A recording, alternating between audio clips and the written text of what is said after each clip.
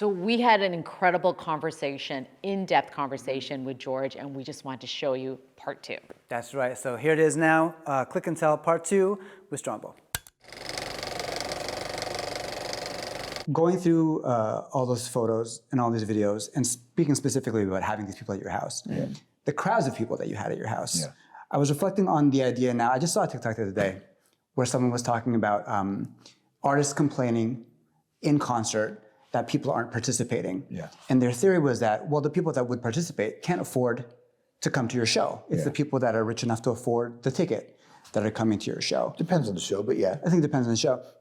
It got me thinking about you having people, like just crowds of people at your house with those icons that you're talking about. Was that part of the thought process behind it? Like, let's get people who, I don't know, maybe, I'm curious about that. It was more out of revenge. And not revenge, it was more out of spite. Okay. When I worked at The Edge and I worked at Much Music, both those places had storefront studios.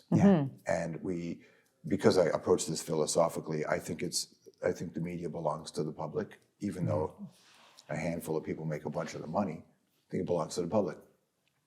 And The Edge and Much spent a lot of time investing in that relationship with the audience. And so I would have Green Day, or back then Kid Rock, or Soundgarden, or Nine Inch Nails come in for an interview, and they would come into a storefront studio, and then all of these kids would show up and they would watch it. But also, when there were no bands, kids who were afraid to go home or felt broken or didn't have a home, they would come hang out with us during the show anyway. And this is the thing, right? It's not real. Like I say this to the artists all the time: you matter, and what I do matters, but we don't matter. What matters is how they feel. That's our job, because we're already lucky. We're winning, man. This kid, their brain's not finished forming, and their home's rough, and and for whatever reason, it's your lyrics that helped them get through the night. So this ain't about you. It's about what that means. So this was the vibe, right, for a long time. And I had left Much, and I was working at CBC, and it was fine, and I enjoyed it. It was great. I loved it. But I was leaving CBC. And one day, and I just sort of thought that was it. Like, I was still doing a music radio show, but that was enough. That was enough. I went, I'm enjoying this, let the next era of kids do this, right? But then I realized that the next era of kids didn't have the kind of madness that I have about this thing. So I was walking, no word of a lie, I was walking down Yonge Street, and I was about to make a right onto Queen Street to get to my home, a path I've taken a million times. I walked by Yonge Street, where my old studio used to be, closed up, something else. I made it right on the Queen Street. I walked down the road by Much Music, and it was closed up, and there was some other show there. It was closed up. And I said out loud to nobody, I just said, you assholes have no idea how hard everybody worked to make people across Canada feel like they were seen somewhere. And I called a friend of mine, and I said, hey, I want to do concerts at my house, and I want to let the public in. And he said, don't be crazy. You can't do that. And he said, maybe have bands, but don't let people in. I said, no, I'm letting people in, because you got to have skin in the game. Right? So then I called a couple other people. Everybody said, don't do it. But I was like, fuck it, I'm going to do it. So we did it, called a couple bands. They said yes, but didn't bring any people in yet. Just try to get a sense of how it would shoot, how it would look. And one morning, I remember being in Ottawa, and I had to fly back to Toronto that day. And I put a post on Instagram story saying, hey, if you like this band, send me an email. And I got like 40 emails at the time. I could fit about 40 people. I wrote, Colton, who was working with me, wrote them back and said, meet George in this park. So I showed up in this park, and they met me in this park. And they're like, hi. And I said, where are we going? I said, I'm going to come to my living room for a second. They went, really? I went, yeah. So we walked in, and I said, here's Jimmy Eat World. And Jimmy Eat World played a concert for them. And that's how it started. And it was just out of, I can't believe that The Edge and Much Music abandoned their responsibility. And I do not accept their argument of the changing nature of the business. I don't, because I think that there's lots of ways to do this. And I think that it made no sense to do it at Much Music when they did it. But they did it because it mattered. It made no sense for The Edge to do it because no one else was doing it, but it did. Even MTV didn't do that. They had Times Square, but they weren't in the grit with the people. So I said, all right, let's do it. And I really wanted, so I'd seen an Against Me performance once, and I thought, man, that's dope. I wanted to look like that. And I grew up worshiping the band, The Cult. So I had bumped into the lead singer of The Cult one day, and I said, hey, would you ever play a concert at my home? And he said, yep. I said, cool. And I forgot it. because I didn't think he would. Yeah. And then I get a call a few months later from their new label, and a guy I knew, and he said, "Hey, man, Ian Astbury just said the Cult want to play your house." And I went, "Wild shit." That's I nuts. guess we're doing it. Yeah. And then the Cults got us the Kills, and then the Kills got, and then more and more and more and more. And it was because Ian from the Cult, and I talked to Billy from the Cult. He says, Ian believes in this. If he wants to do it. And Ian was like, this matters. Yeah. It matters. And It takes that one person, hey? It takes that one person to believe in your idea. And you have to have this fire in you that otherwise it's just bullshit. It's just media. And honestly, I don't think it's interesting enough to drive me. There's way more money to be made with way less hassle in other lines of work. This to me is something that, I sound so earnest, but it's true. It's what drives me. It's why the Cult said yes. You know, and then I wanted to get Behemoth, the Polish black and death metal band, to play in my home. No black and death metal band would ever do a show like that. Yeah. And he's like, yeah, sure. But he didn't mean it. I know that because he told me later. Yeah. But then he said to me, I bumped into him in LA. He said, I just thought the Cult played your house. He said, I love the Cult. I went, well, you should do it then. And he's like, we're doing it. And then they did it. And then that, you know, I bumped into Anthrax. And we want to do it. Yeah. So like it's because you have to have skin in the game. Yeah. There's nothing weirder than waking up, your doorbell rings way earlier than it needs to. And you go downstairs and Scott Weiland from Stone Temple Pilots is there. Hey man, can I use your shower? Right. Yeah, no problem. Because he had slept on the tour bus across the street. You're kidding. Yeah. So it's like that kind of stuff, yeah. But it's because I put skin in the game. Yeah. It was my home. And because it mattered. Because it mattered. Because it mattered. Yeah. Yeah. And so I wanted people to be close to the band. And it was free. I mean, I asked them to make a donation to the Daily Bread Food Bank or something, but it was free. You know, I wanted people to be close to the band. And I knew also that very few people would have the real, you know, the real insanity to do that. Yeah. To let strangers into your home. People steal stuff from my house. People break into my house. People know where I live now. So it gets sting. Yeah. It's not without a cost, but I don't mind it. It's Yeah. just stuff, man. Wait, you live at Yonge and Queen? No, you live on... Queen of Bathurst. Okay. Queen of Bathurst, Yeah. I mean, I everybody think I knows. came to your house. You've been in my house, I'm sure you Yeah, have. a while back. What happened when you left CBC? Because you just said you loved it. You just kind of skimmed over that. But There was a new boss coming in. They told me that we were going to work on what the next deal would be like, but I didn't like how it was sounding. They said something else too. Two things that I thought were gigantic red flags. And then I got offered Hockey Night in Canada. And I knew that wasn't going to work, but I said, oh, let's do this. This will be fun. Yeah. Let's try it out. And that was the end of the CBC run. that was it. But you said to yourself that you knew this wasn't going to work, but you wanted to be close to hockey. Well, I knew it wasn't going to work because I knew they didn't have the stomach to really do what you have to do to make that kind of a change. But I'm not governed by fear. Right. Of course. So you try. Yeah. Plus, it's Hockey Night in Canada. How many people get to host their own talk show Yeah. and the new music and Hockey Night in Canada? Yeah. No one gets to do that. So I thought, I should do this. That's in my line of work. There are only, after you host your own late night talk show and the new music, the only two things in terms of traditional shows that had value to me were Hockey Night in Canada or the National. And I wasn't going to host the National. Right. So Hockey Night in Canada, and I can close the book. In the decentralized world that we live in now with media, do those tentpoles matter anymore? Not to me. Not to me. No. I still would do the National. Yeah. You would? Yeah, it's such a great idea. It's such a great show. Plus, Peter did it. Yeah. They don't want me. They don't want me. They've got great hosts. No, none of that stuff matters anymore. Yeah. No. Honestly, I think the new kind of tent poles are the things that I built, the things that Casey Neistat built, the things that Peter McKinnon and Maddie built. Like I think that we're building a different version of what a career could be, and the tent pole is our life, right, and our interests. I don't think no one can replicate what I do. So they don't need to. I can't replicate what you do. I don't need to. I can't replicate what you do. So your curiosity, if I can trust you, that's the thing, right? And so I don't think I'm just like back, because I got offered a job to replace in the US. You were on CNN, weren't you? Or you did a series? Yeah. That was like my own thing. That was your own thing, But later I was offered a chance to replace like one of the big American news legends on a show. And I turned it down because I just kind of went, my head's not there anymore. I don't want to do that. I didn't want to do that kind of TV anymore. You know, I want to build things. You know? It's impressive. That's a mindset too, to be able to say no and say, I don't, this is not the space I want to be. I want to move on to something different. It might be dumb. It might be dumb. I was going to say, like, it takes, sometimes you need that security, but you're okay with doing that. So If money was 10 times the offer, I probably would have said yes. Sure. So sometimes you have to weigh your stuff, right? Yes. You look at the opportunity, you look at the thing. Healthcare. It was good money, right? But I looked at it, I kind of went, yeah, you know what? I'm on my path now. Yeah. I'm on a different path right now. Yeah. Yeah. That's impressive. Okay, let's do one more or two more. What's it going to be? Sleight of hand? Oh, you can't show this. She'll get so mad. It's on your feed. Why would you get mad? That's my old lady. That's my mom. I just, the look on her face right there. So my mother, like if I don't like the system, my mother likes the system less.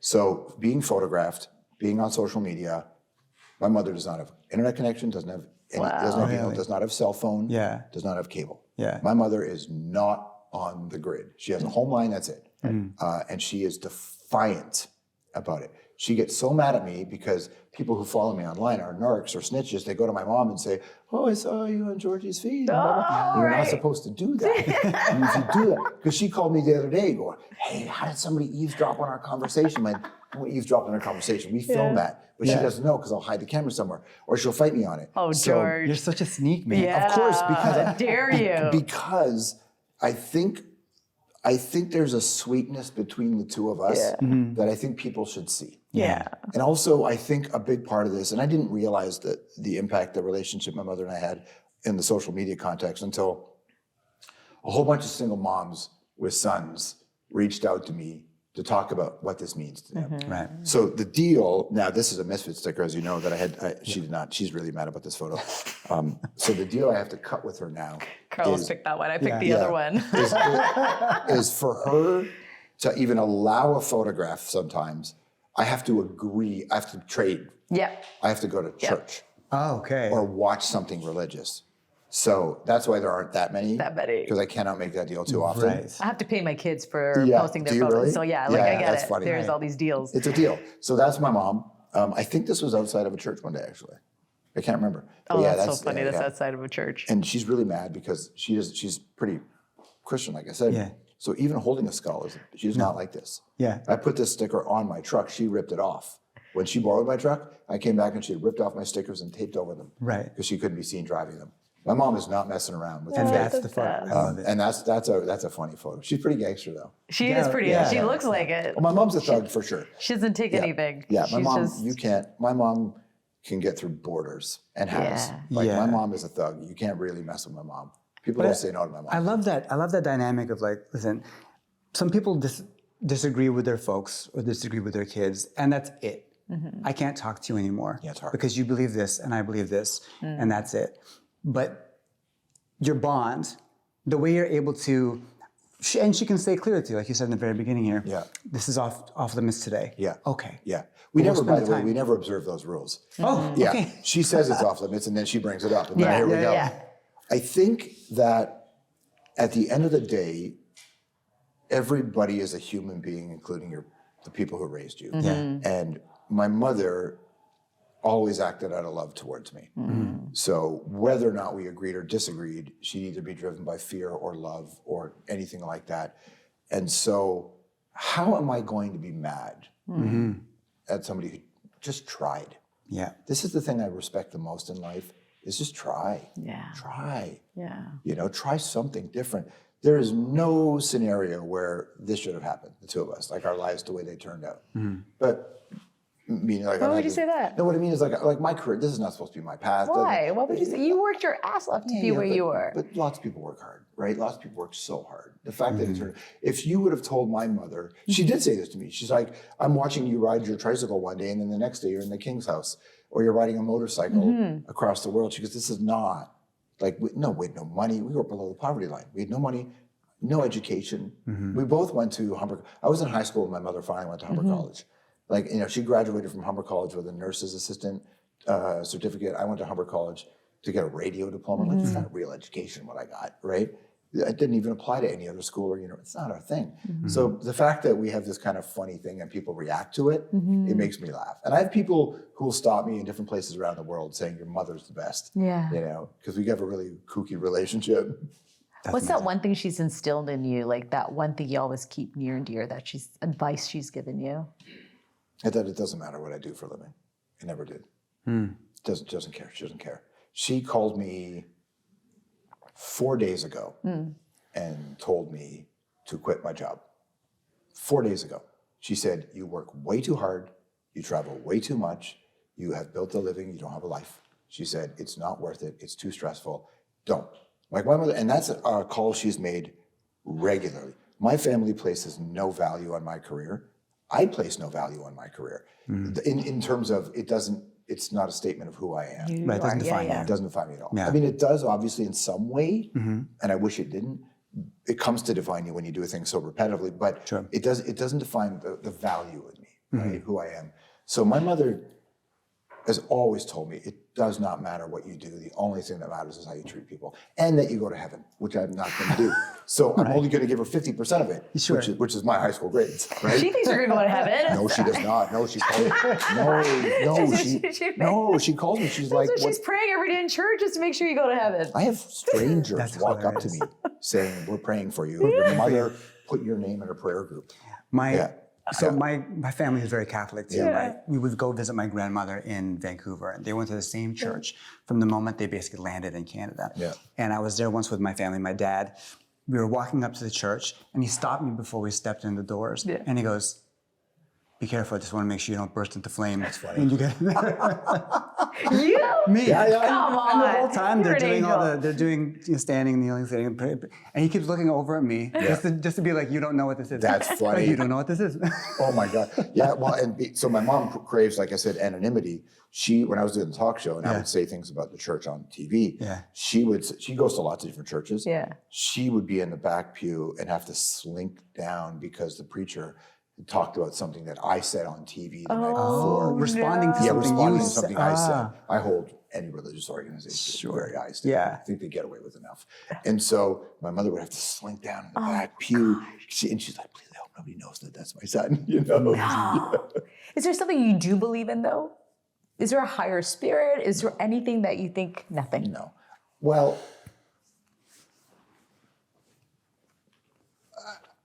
anything's possible.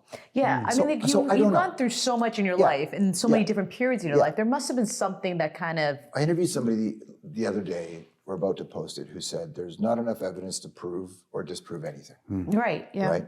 So I like that. I don't believe any of the stuff that is written from any of the religions because I don't think the human brain can, as infinite as it feels, is finite compared to what this thing could be. So I don't believe on paper in anything. Sure. I believe in a practice. I believe in a lot of the stuff that I really connect to is Buddhist, for sure. I haven't drank in a long time, and there's this really cool Buddhist recovery. I'm not in recovery, but there's a Buddhist recovery punk rock session that happens in California that I go to sometimes. And you got a bunch of OG punk rockers there. Right. And the Buddhist teacher is all tattered up, and he swears it's my vibe, And for him, it's through the lens of recovery, but there's lots of it that I really connect to. I'm a really, almost in a toxic way, a big believer in personal accountability, and that I want nothing or no one to have any power over me. I've got a real problem with freedom. Like, I really value it more than anything. And I've learned how to engage in the social contract, right? So I try to live my life that way, but I don't really subscribe to any. Here's what I think. Here's what I want to happen in the afterlife. I don't believe in it, but I want this to be the case. And I've just been thinking about this a lot. I don't think you can manifest your afterlife. I think your energy is your energy, and I think that will continue to move on. And I don't think it's conscious and all that, and that's fine. But if it were, If it were. I think you can only bring 2 pieces of fabric to the celestial seamstress up there. That's it. Which is the life you led and the life you wished you led. Right. Because I think this is such a gift and such a fluke. The orders of magnitude are so high there are not enough digits to count the fluke that this would all happen, right, in life, that we would even have life, in my mind. So I think you have to respect the opportunity if you can, if you're privileged enough to be put in that position. Born in Canada, what a privilege. For me, 100%. Yeah. what a privilege. Yeah. And born in Toronto when I did. Born in Toronto in an era where there was a new TV station in Toronto called City TV, where people had ethnic names on TV. What a privilege. What a privilege that there was a guy called Chuchalis on TV, George Chuchalis and George Lagagenis, so that a George Stroumboulopoulos was just the third guy with this name on TV, right? What a gift. What a privilege. So I make the most of this life. Tom Waits has a lyric said, I'm trying to squeeze all the life out of this lousy 2-day pass. That's how I feel about life. So you have the life you led and the life you wished you led. And if they're, and the seamstress only has enough thread. So the closer they are, then they can spool them together. And then that's Eternity. Into the next thing. So I don't believe that to be true, but I want that to be true. Right. Is there the life which you want to lead? Is there something that you do want to do that's missing? I'm really close. I'm really close to getting the two together. I'm not as close as I should be. Yeah. But I'm much closer. Yeah, I'm much closer. I have the luxury of thinking what I want. My brain chemistry hasn't betrayed me. My health hasn't betrayed me yet. Tom Cruise saved me in the motorcycle. Yeah. Tom Cruise. So I have the luxury of carving out time to think about things in terms of how I want to live. I don't have obligations. I don't have kids. I don't have pets. That is a huge thing. So having no kids for me means if I really don't like this, I could leave. I don't have to raise anybody, right? Yeah. So that true independence is the in the career is the next step. And the step after that is the next act, which I'm starting working on now. And that's the thing. So one of the one of the realities of working, and you've done this on a daily show. I was daily for 25 years, right? Is that you just do that. There are a lot of places in this world so in 2013, I went to Berlin. I'd never been to Berlin. I did a show for CNN. I taped 10 episodes in 4 days. And I left the next day to host a Canada Day celebration in Trafalgar Square. The Tragically Hip were playing. I introduced the Hip on stage. It was beautiful. Sea of red and white Canadians everywhere. I remember. One of the my great experiences. Yeah. Looking at Gord just before he goes on stage and that grasp, you know. Yeah. I'd never been to Berlin. And so I was like, I've got a couple weeks. So I went to Berlin. And I went to Berlin and I went to meet a friend who, one of his friends opened a smoked meat shop in Berlin. So, and of course, growing up in the Cold War era, going past Checkpoint Charlie was really impactful for me, seeing parts of the Berlin Wall. And I was down and I saw a little kind of gold or bronze piece of some in the sidewalk. And I was like, oh, what is that? And I looked at it and it was the name of a woman who had been arrested by the Nazis. It showed the camp she was sent to, and it showed the camp she died at. And I looked at that and I went, oh, that's an interesting way to mark this, right? How beautiful is this? And then it occurred to me in that moment, oh, she lived here. She lived here.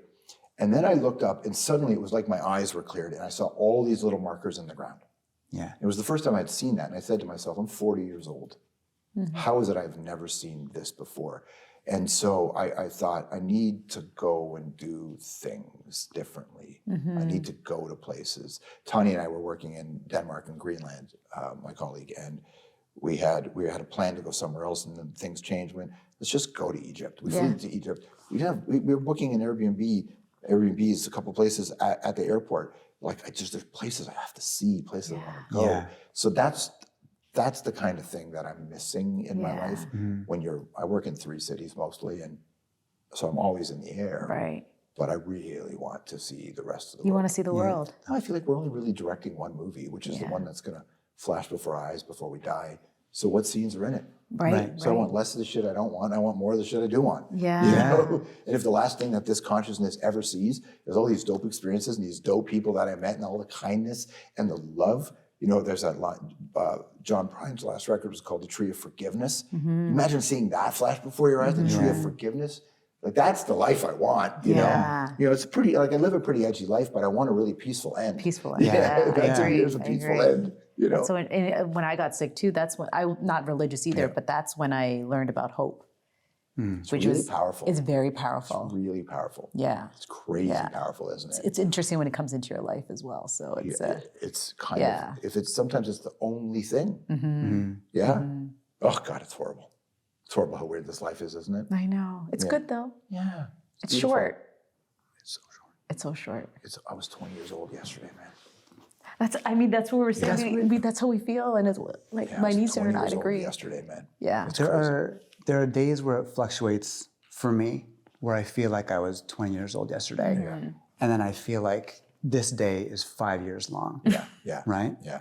And I connect so much to that idea where you were just talking about like, what's this movie that I want to see that flashes Yeah, before we my eyes? And we talk about this a lot when we're driving together, because this is the thing that we started. Yeah. Right. Both of us did daily TV for years and years and years. 2 decades also for me. Yeah. It was. We were both really afraid of being like, well, where does this lead us? How do we support this? How do we support ourselves? And day in and day out, whenever we finish doing it, we turn to each other and we go, we did the thing. We did the thing. That's our line. We did the and thing. that ends up being like the driving force. So that's the way I connect to that. What you just said is like, I'm watching it unfold as it happens. Yeah. Right? The way that we want it to happen. You get handed a couple of brushes. What are you going to paint? Yeah. And at the end of the day, you're painting on the same canvas that everybody else is. And at some point, they won't even remember our names and the contributions, like we said off the top. Yeah. And it doesn't matter. You're just doing the thing. Yeah. Because there's somebody today who's going to watch a conversation you have with somebody on here. They're going to learn something. They might even just quietly nod their head, you know, at a thing, and they won't even know. But 4 years later, that thing's in their subconscious. And like, people can give me a hard time sometimes because oh, you're talking like you're a fucking hippie. I'm like, no, I'm not a hippie, man. It's just about people. Yeah. It's just about people and hope. People just need, there's no way you can possibly articulate everything on the planet that works for you, right? Right. So sometimes you need somebody else to do it. And sometimes if Bob Dylan in his song, My Back Pages says, but I was so much older then, I'm younger than that now. First time I heard that, I'm like, I don't know what that means. And I looked at my uncle, what does that mean? And he tells me what it means. And I'm like, boom. Yeah. Boom. That's not Kafka. That's Dylan. That's great. It's Dylan. So sometimes you need somebody else to articulate it, and that person doesn't have to always be an artist or a person on the camera. It's anybody. Anybody, And get me through today, man. That's the Yeah. great John Lennon line, right? Like whatever gets you through the night, Yeah. and give me some truth. Which is I maybe think the great last there. photo is actually perfect for this Yeah. because, I think so. That's funny. There it is. That's funny. Yeah. But This is my great love. You know, the thing that I probably care the most about in my life are motorcycles. To me, because it's a key to freedom. key to freedom. I've been lucky enough to work with the World Food Program for a long time, and I'm down. So I want to go to places that maybe not a lot of people in my position choose to go. And this is 2009-ish. I can't remember exactly when. We went to Pakistan. Oh, it was Pakistan. Pakistan, yeah. There was the wars that were going on previous. Bin Laden was still alive, was living in Pakistan. There were floods there. That's why we went. And this really great photographer called Warwick Page. So I had convinced, I really wanted to ride a motorcycle, but for security reasons, they really wouldn't let me get out. So I talked to the camera operator. We agreed to kind of like, we're going to get a shot. And Tanya, who I worked with, she knew what we were doing. So I'm just going to stand over here to get the shot. Let's move the trucks to get out of the way. Meet us down the road. And then I flagged this guy down. I flagged him down. And I said, hey, I just need to ride. And he's like, we didn't speak English. I didn't speak Urdu. Hop on. That was it. So he got in the back. He had his bag, his shopping. We just went for a ride. And the UN vehicles were way down the road.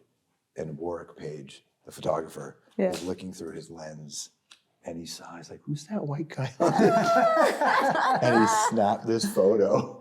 It's like that. It's honestly, if you really, plus I grew up in a neighborhood, Malton, which is very Indian, very Pakistani, right? So it's like, this photo pretty much sums me up. It does. You know, in a way. It's the thing that I wish I could do all the time. is explore. Again, because I live, my brain's edgy, so God, I was really focused here. On a motorcycle, you are in your environment and you are at risk. And so I read a book when I was young, speaking of the guidance and the grace of others. Maybe I was 13 and I love motorcycles. 15, I crashed a dirt bike, and somebody knew I loved bikes and he knew I liked to read and I liked philosophy. I was a teenager, and they gave me a book called Zen and the Art of Motorcycle Maintenance by Robert Pierce. Again, I read it, and lines that we can't articulate. There was that we hadn't thought of. He had said, in a car, your windshield is just another screen, and you're passive in life. And he goes, but this, you're in it. You're in it, And yeah. it's fast. So that became, between that and maybe Easy Rider are the reason that I am the way I am. And How's your concussions? Like you mentioned, you've... pretty gnarly. It's been a really rough, it's been a really rough How are you couple doing? months. Yeah. I don't know. Yeah. Yeah, I don't know. What's happened is I've had so much damage to my neck, Yeah. and a lot of concussions.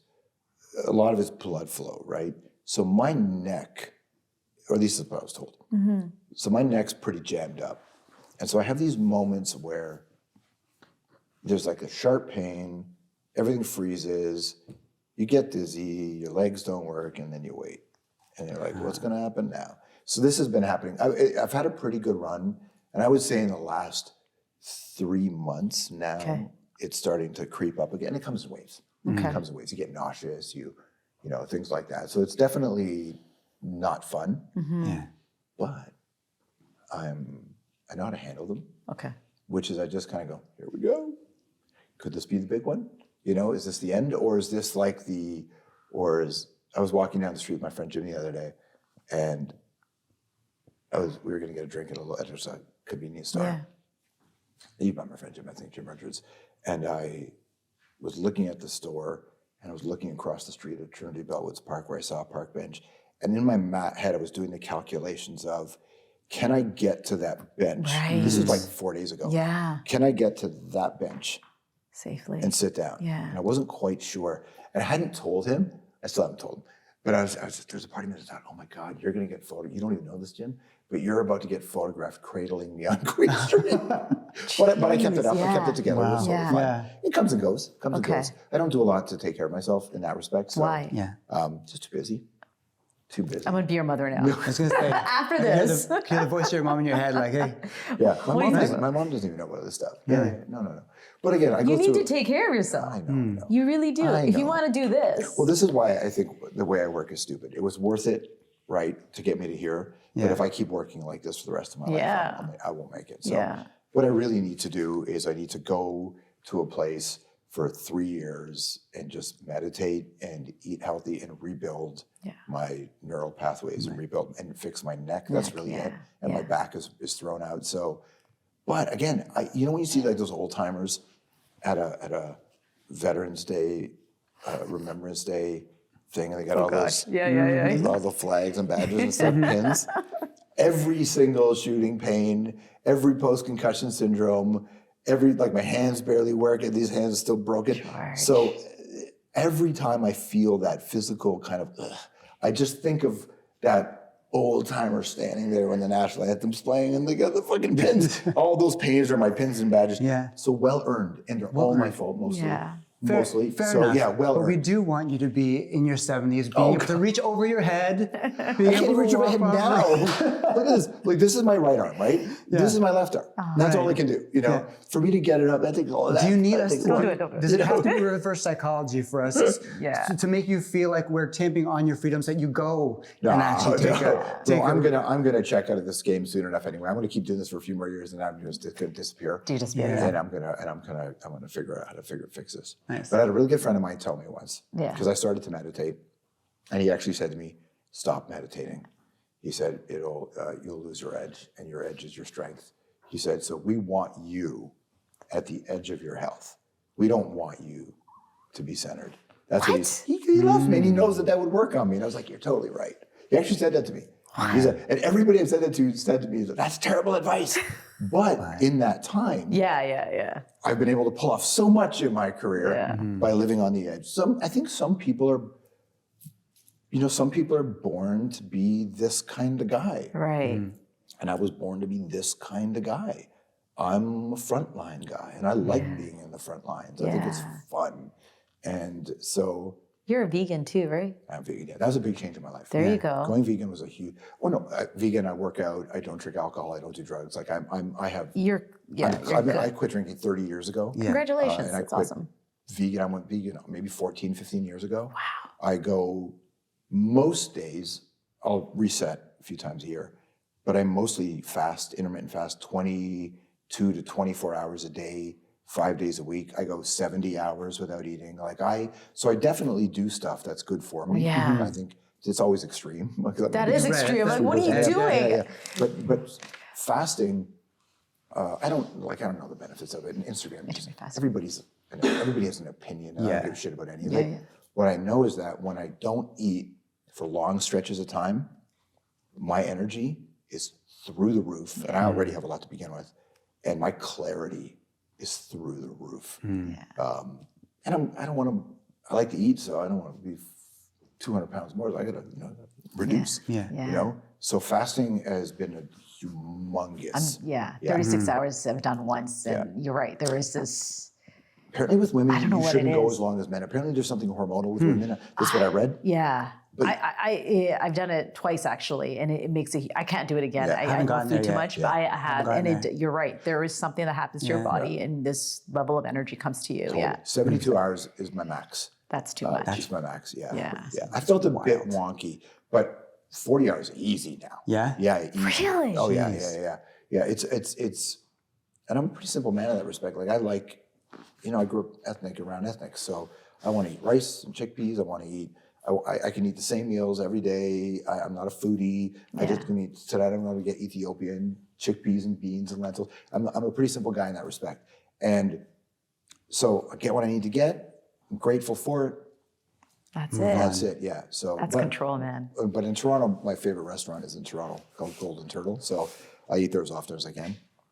So I don't fast when I'm often when I'm there. Yeah. But because I'm going to be on Ossington. Yeah, totally. Yeah. Totally. But like 20... the minimum is 20 hours I'll do. Yeah. Just because my schedule, it ends up being around 20. You don't do too often, do you? Every day? 5 days a week. 5 days a week. 20 hours, every day, 5 days a week. Yeah. Wow. Yeah. Again, a few times a year you stop, you eat to reset your body, keep your body guessing. This is the rudimentary research I've done by just Googling, right? Sure. But I guess that's your meditation technically. It's really interesting about, and also, and I don't know if this is, I know this is part of my thinking, but I think because I have a voracious appetite for life, I want all of it. Yeah. I want to, pick the things, the vices, pick the things. Want it all. You want it all. Don't have an afterlife to worry about. Don't care. Sure. I want it all. I don't, and in our line of work, certainly when I was on TV here, like every day, there are a lot of people who are more than willing to help you have it all. Yeah. Or at least a lot of it. I don't think that's healthy. I think it's really important to not have what you want all the time. I think so.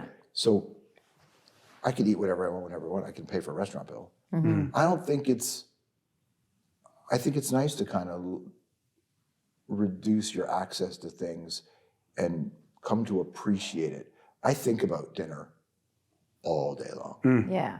And when I eat dinner, oh my God, it's the best. It's the best. And I savor it.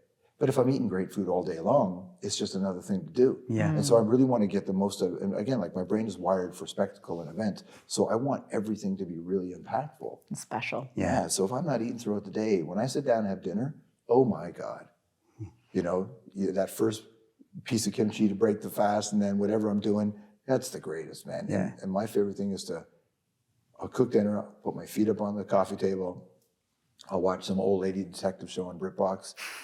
Seriously, that's my jam. And I'll eat this food, and there is nothing I like more That's it. on this planet than that, except for maybe And motorcycles. Yeah, yeah. Britbox, motorcycles. You're living your best life. Dude, I'm man. obsessed with Britbox. I'm obsessed with that. And Acorn. The movie of your life, I think a lot of people have been watching it and watching it very closely. I don't know that anyone else is going to have another movie like that, man. Well, no, I think you will, and you will, right? No. You will, and you will. I think you're the last one who's done it the right way. No. But I can Honestly, tell you, like our generation it is. You know, the real shame is that, I don't know if you'll leave this in, but the real shame is that the CRTC let big companies own multiple radio and TV stations. That was that's the original sin. Because everything became about a shareholder value. And what they did by doing that was blow up all the bridges that you and I had to cross. Or how old are you now? I'm 43. Yeah, so you too then. So you got to cross bridges that don't exist anymore, right? You know? Those bridges got blown up. So kids don't, I learned how to be on the radio, on overnight radio, on pirate radio. I learned how to do stuff. Now, there is live streaming, but live streaming has no burden because when you're on the radio, you can cost your station a license, your boss can fire you, you can lose access. So if you want to push boundaries, you actually have to figure out how to do it in the game. I think those are really important lessons. So there's no more radio that taught me how to be me. There's no more TV. So they blew up all the bridges to learning. And then the Gen X era was a blip where independent movies and independent music and opting out and great writers. Like I'm from the era of a Chuck Palahniuk book that becomes Fight Club. While Nine Inch Nails are making music. And over there, the OGs like the Replacements are killing it, but all of a sudden, NWA and the Posse are about to come out. And the same year, that first Nirvana cassette comes out. And because 89, I think, when I got NWA and the Posse, and then it was the same year Bleach came out, roughly, 89, 90. And so, but we were going to the movies to see a Jim Jarmusch film. We're seeing a fucking Spike Lee movie. So, and you know, Bono was leading the charge in making sure that, hey, have a global perspective, bro. It's not just about your bullshit. It's about make sure you're using for other people. And Bob Geldof and Billy Bragg. And so you have all of these things happening when our brains are still forming. So it's not just that the media run away, but what people consume, that independent with a burden of proof, like to play in the game and do your stuff. That's really hard to do. The discipline gives you freedom. Totally. I think it's partly we're so bombarded with so much information, but when you were doing your show, we would look forward to seeing your show. Like you were saying about your dinner is watching you in the evening. Now it's, you wake up at 6 a.m. and you're already bombarded with all the information throughout the day. Totally. So I don't have to wait for your show anymore, right? Like, so it's different now. It's different. But you know what's funny? What there still needs to be is a gathering place. True. I just did this thing with Trevor Noah. We saw that. And it was a gathering place. I think we need to come together. Yeah. At least there's not everybody, but just enough. The ones who want it need to have a place to go. And that's what I want to do. So we're all meeting at George's house. Yeah, that's what we're doing. That's the gathering place. That's it. Strombo. Did Trevor Noah smell good? Like, does he have a good cologne? Yeah. I have such a crush on him. I'm trying to remember. Honey, did Trevor Noah smell? He smelled good, right? He didn't smell, right? He didn't smell it He at had all. no cologne on. And he's way taller than Yeah, he was Really? So he has the gift of not actually giving off any scent whatsoever. There was no scent whatsoever. It's amazing. I don't think so. I don't think I can recall. I think it's Man. I don't smell since I got the vid, so I don't know. I know what anything smells like. Doesn't matter. Man, Thanks, Thank you it's so been such much, a man. I blessing. really Thank appreciate you it. so You're much. amazing. Thank you. Yeah. Thank you.